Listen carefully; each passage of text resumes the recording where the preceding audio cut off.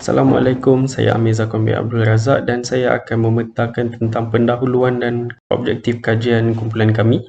Jadi maksud zakat ialah mengeluarkan harta tertentu dengan kadar dan syarat tertentu kepada golongan tertentu. Syarat wajib zakat ialah Islam, merdeka, milik sempurna dan cukup haul.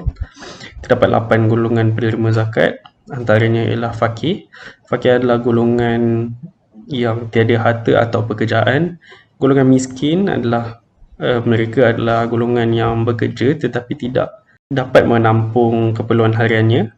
Selain itu, golongan amil, mereka adalah golongan yang terlibat dengan institusi zakat.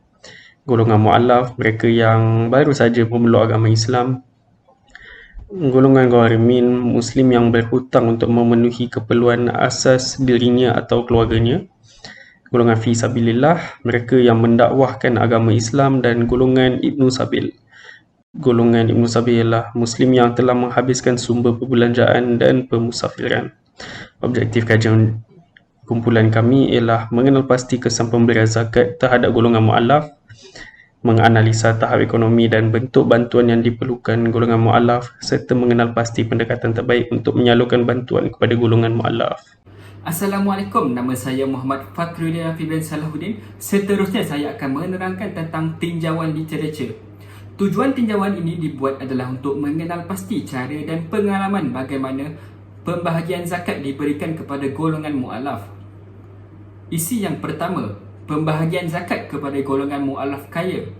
Poinnya adalah ia boleh diberikan kepada golongan mu'alaf beragama Islam yang kaya dengan syarat mereka adalah ketua bagi masyarakat, kumpulan atau mempunyai hubungan baik dengan orang yang bukan Islam lainnya. Seterusnya, mu'alaf yang bukan beragama Islam tetapi kaya, ia boleh diberikan zakat dengan syarat mempunyai harapan untuk menarik mereka masuk ke dalam agama Islam bersama pengikutnya. Akan tetapi, mereka boleh menerima pemberian zakat selama mana mereka berhak tertakluk kepada kebijaksanaan pemerintah. Seterusnya, isi kedua, pembahagian zakat kepada golongan mu'alaf dalam pelbagai cara. Isi pertama, sumbangan zakat kepada golongan mu'alaf boleh diberikan dengan cara melalui carian alamat rumah, sekolah, tempat kerja dan bantuan carian daripada pejabat agama negeri masing-masing. Seterusnya, contoh sumbangan adalah seperti duit, tempat tinggal, pendidikan serta bantuan-bantuan perubatan. Saya Muhammad Sulfahmi bin Zainin daripada kumpulan 6 akan membentangkan tentang kajian lepas zakat. Kajian yang pertama adalah kajian yang pernah dilakukan oleh Siti Fatmawati binti Haji Ibrahim pada tahun 2008 tentang kesan pengagihan zakat kepada golongan asnaf dari aspek ekonomi. Antara isi yang diperolehi ialah dapat membantu mereka dari aspek pendapatan. Seterusnya, kajian yang dilakukan oleh Hairul Nizam Wahid pada tahun 2009 tentang apakah kaedah yang sesuai dalam mengagihkan zakat kepada golongan asnaf. Seterusnya, kajian yang pernah dilakukan oleh Siti Hawaradin pada tahun 2016 dalam mengetahui apakah kualiti ataupun mutu perkhidmatan yang pernah diberikan oleh institusi zakat kepada golongan asnaf. Sekian daripada saya. Akan sambung kepada metodologi kajian kami. Yang pertama, instrumen atau kaedah kajian. Kami menggunakan kaedah kuantitatif iaitu warang soal selidik yang telah kami edarkan secara atas talian. Yang kedua, kaedah kualitatif iaitu rujukan perpustakaan dan rujukan menggunakan internet. Yang kedua, memproses dan mempersembahkan data yang kami peroleh akan kami analisis menggunakan graf bar, graf garis dan carta pie dengan menggunakan skala 1 setuju, skala 2 tidak setuju. Bagi demografi responden, seramai 15 orang lelaki dan 15 orang perempuan yang telah menjawab borang kami. Dan bagi peringkat umur 18 hingga 24 tahun, seramai 24 orang yang telah menjawab. Hal ini boleh dikait dengan penerimaan zakat dari aspek pendidikan. Dan kesemua ataupun majoriti responden yang tidak mempunyai pendapatan yang telah mendapat bantuan zakat di Malaysia. Seterusnya, kesan pemberian zakat kepada golongan mu'alaf. Yang pertama, majoriti responden bersetuju bahawa bantuan yang diberikan dapat meringankan beban mereka.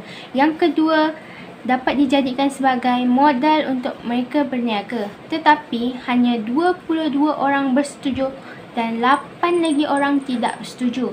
Seterusnya, dapat dijadikan ataupun meningkatkan kekuatan moral mereka bagi menghadapi cabaran-cabaran yang baru. Hal ini mendapat sokongan majoriti. Yang keempat, dapat meningkatkan lagi kualiti hidup mereka dan hanya 27 orang bersetuju manakala 3 lagi tidak bersetuju. Yang terakhir, dapat meningkatkan lagi kualiti pendidikan mereka. Hal ini mendapat sokongan sebanyak 27 orang dan 3 lagi tidak bersetuju. Yang ketiga iaitu pendekatan yang terbaik dalam menyalurkan bantuan. Yang pertama, bantuan disalurkan tanpa melalui pusat zakat iaitu melalui NGO yang terdekat. Tetapi hanya 12 orang yang bersetuju manakala 18 lagi tidak bersetuju. Bantuan yang kedua, bantuan diberikan dari aspek pendidikan dan ilmu agama mendapat sokongan penuh responden. Yang terakhir, bantuan diberikan dari aspek kewangan mendapat sokongan majoriti iaitu 29 orang. Saya Muhammad Badrul bin Baharudin dengan kod matriks BI 21110227 akan melanjutkan pembentangan kumpulan kami dengan membentangkan dapatan penulisan dengan penutup. Dapatan penulisan ialah bahagian yang membincangkan tentang analisis yang dilakukan melalui data yang diperolehi daripada sumber-sumber tertentu bagi mencapai objektif yang telah ditetapkan dalam kajian ini. Antara objektifnya ialah mengenal pasti kesan pemberian zakat terhadap golongan mualaf, menganalisa tahap ekonomi dan bentuk bantuan yang diperlukan oleh golongan mualaf, mengenal pasti pendekatan terbaik untuk menyalurkan bantuan kepada golongan mualaf.